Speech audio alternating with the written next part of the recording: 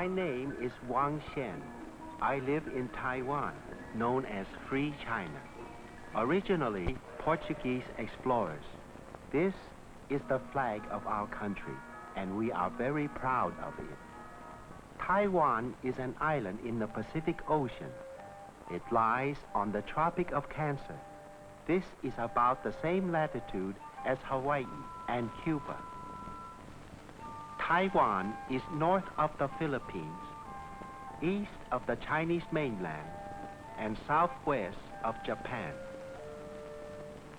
The Formosa Strait separates Taiwan from Red China, only about 100 miles away. Our island is smaller than your state of Indiana, yet over 10 million people live here. High mountains cover a large part of our country. Along the western coast is a plain, about 20 miles wide, where most industrial and agricultural life is found. Our small village of Pingtung is here.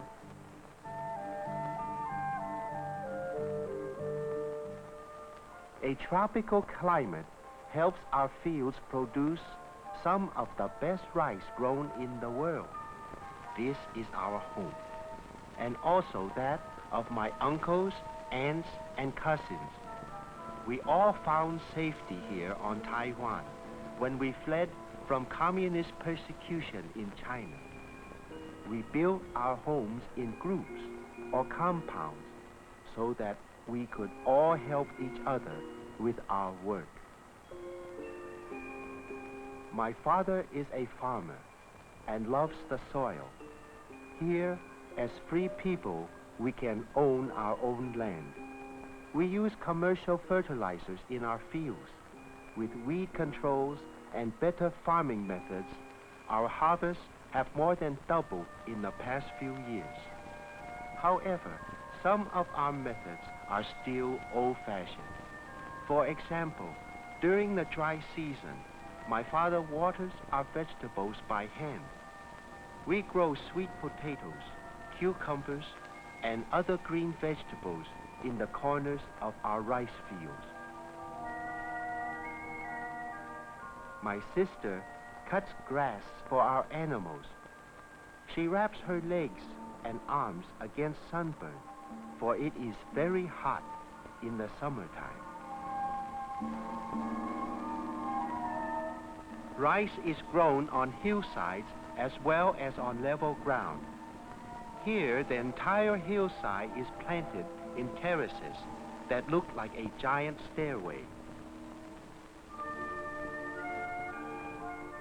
The rice paddies must be flooded before planting. After plowing, each plant is placed separately in the paddy.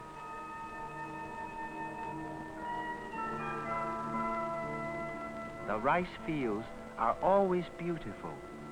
Some are still green, while others are turning yellow. This field is almost ready to harvest.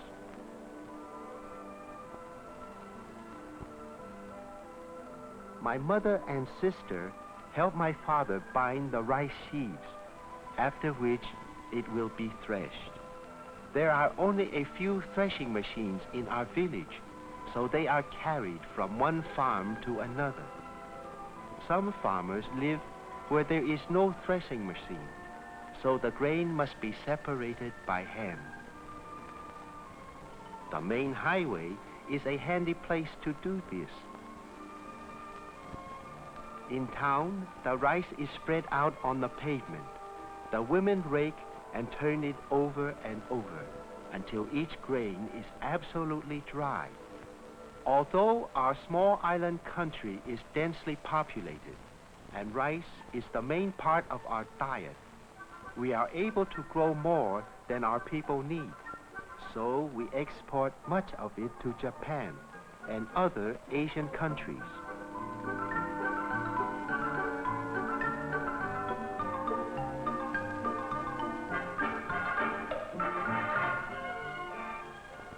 Some farmers take their own rice to market, but others of us join together and send it to the warehouses in wagons drawn by our faithful water buffalo. At this warehouse, the rice will be hulled. Rice is also made into long white noodles that must be dried in the sun. They are delicious when cooked. My mother does all the cooking for our large family on a brick stove. She uses rice hulls brought from the warehouse for fuel because they make a steady, hot fire. When the rice is cooked to just the right stage, she scoops it into a large bowl and carries it into our dining room. The large bowl is placed on a small side table, and we all go there to fill our own small bowls.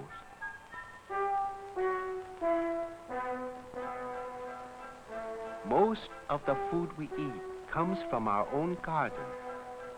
Several dishes are set in the center of the table, and each of us chooses fish or green vegetables to mix and eat along with our rice. We eat much fish prepared in different ways. Some are fried, while others are pickled, but almost every dish is seasoned with soy sauce. Everyone helps himself with chopsticks or spoons.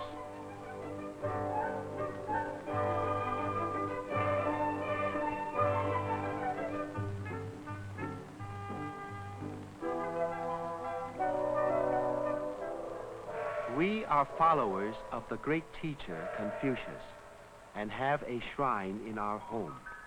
Every day, my father offers prayers and burns incense.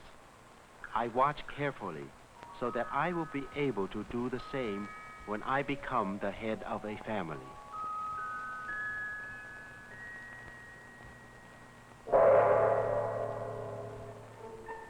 This is the school I attend. All children must attend school after they are 6 years old. We consider it a great privilege to have a good education. Everything is provided free. Each morning on arrival at school, we pass before a mirror to check our appearance. Then, our entire student body assembles on the parade ground for our opening activities. First, we all stand at attention. Our faculty joins us each morning for the flag ceremony. The school band plays our national anthem, and the flag of free China is raised. The man in the picture is Sun Yat-sen, the founder of our country.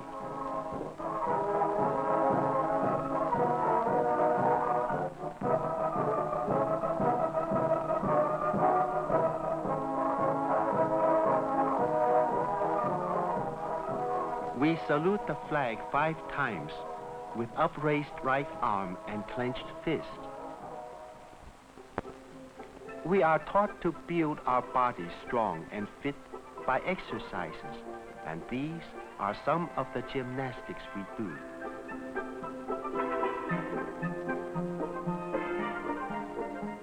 Jumping over these wooden horses is my favorite of all. I especially like to turn a somersault.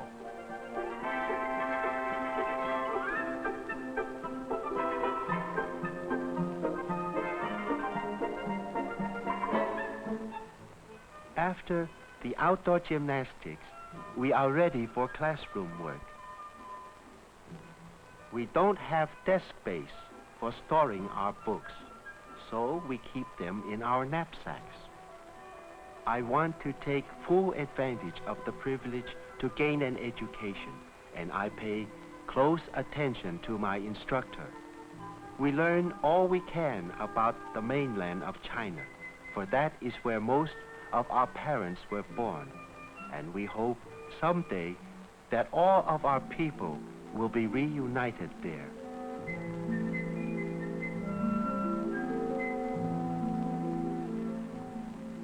The girls of our school have their own classrooms next to ours. They follow the same general course of study. Besides her regular studies, this girl is taught to cook, sew, and to do other work around the house. We boys also learn about the mechanical parts of the tractor and how to operate it, for it is necessary that we study better methods of producing our food. After long hours of instruction, I am thrilled to operate the tractor myself. My father and I are plowing this field together. He uses the old method of plowing with our water buffalo. Because our farmers are growing more prosperous, many can now afford to buy a tractor, so the number of water buffalo is becoming smaller.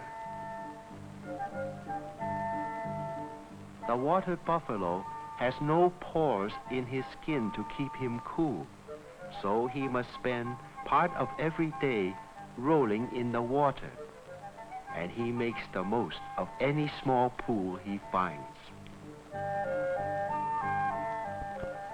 Another instructor takes our class to the vegetable patch, and here we learn how to weed, irrigate, fertilize, and spray. Today, we are working in rows of lettuce and romaine. When ready, some of these will be sold in the market.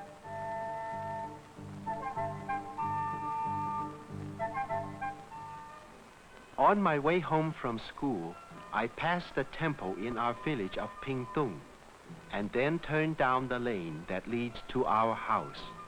While I was at school, my mother did all of our family's laundry by hand and hung it to dry on long bamboo poles. The lane is lined with trees that give shade in summer and grow many different kinds of fruit, including nectarines and oranges. One of my evening chores is to feed the chickens. Our chickens provide us with meat and eggs, which I like very much. They always come when I call. My father takes chickens to market in these large homemade baskets. He will use some of the money to buy things we need.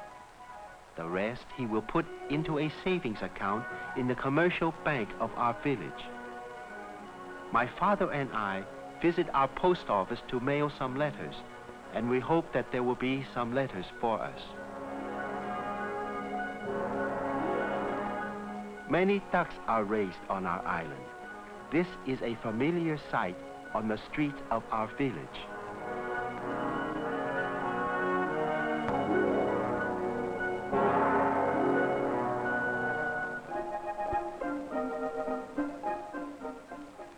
Tiny children from 3 to 6 years of age are taken to and from kindergarten in these pedicab buses. Most of these children have working mothers, so they are well taken care of while their parents are away from home.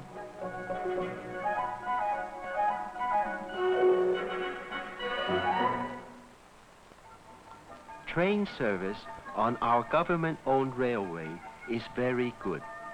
We use both steam and diesel locomotives. A railway line through Pingtung goes to the northern end of Taiwan, where our capital city, Taipei, is located. I was very happy when my father said that we would make a trip to Taipei on the train. From the window, I saw many new and interesting sights. There were rich farmlands along the way. Some grew vegetables, others rice, and I also saw a field of sugarcane. We passed over dry riverbeds where land is used for planting. We have 3 crops each year. This is a sugar refinery. My father told me that sugar is the most valuable of all our exports. This is the railroad depot of Taipei. Travel is heavy, and many coaches are needed to carry people around our island. Taipei is very large, about the size of your city of Minneapolis. As we entered the city, the first thing we saw was a large funeral procession. There were many beautiful flowers and colorful banners. Then came musicians, and later bands in uniform. My father explained that the man who died must have been very wealthy and important to have such a huge procession.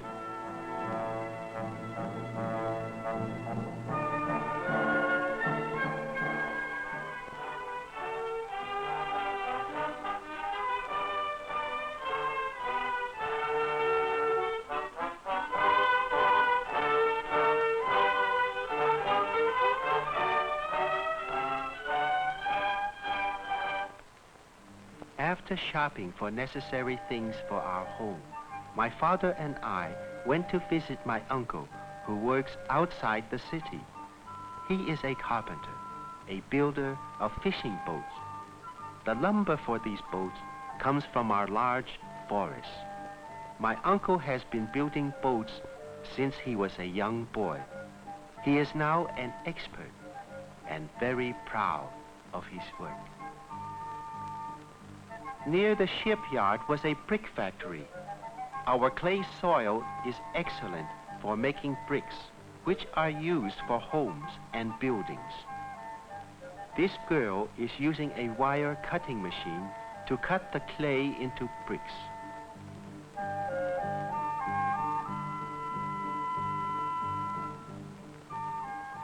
They are taken outdoors and stacked in piles to dry in the sun. Then the sun-dried bricks are carried into the ovens for further drying and baking.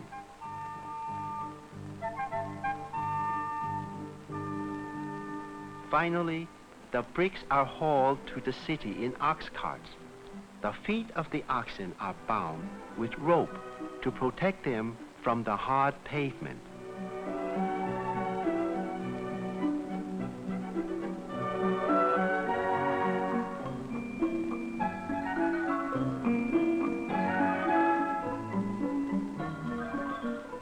We saw many buildings being built throughout the city.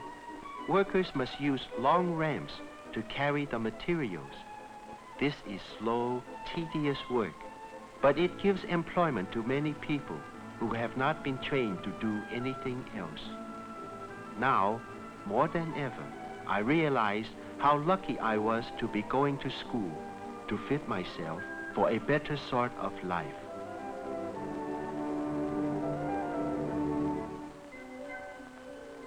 We visited the most beautiful Confucius temple in Taipei. It was decorated with many carvings of birds and flowers.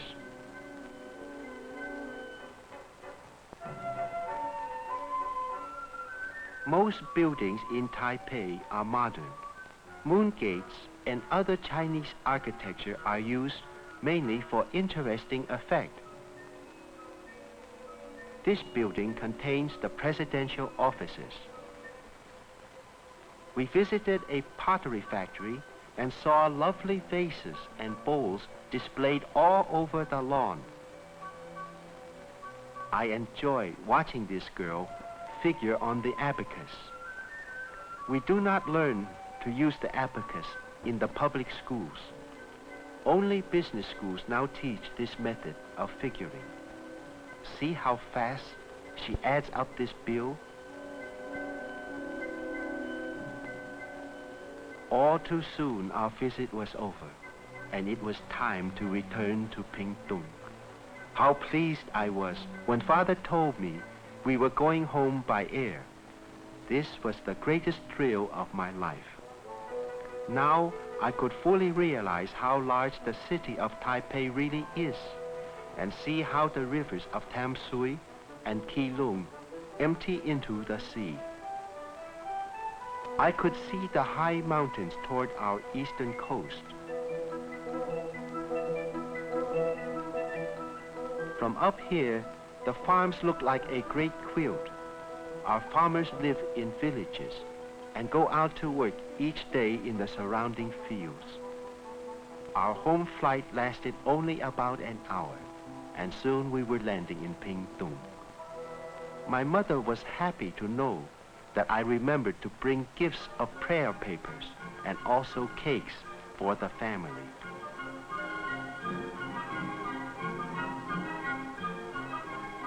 Later in the evening, before saying good night, all of our family gathered in front of our home to hear about the wonderful things my father and I saw in the great city. But I really prefer our little village of Pingtung. We enjoy our family and our fertile rice fields. This is our life in Taiwan, under the flag of freedom.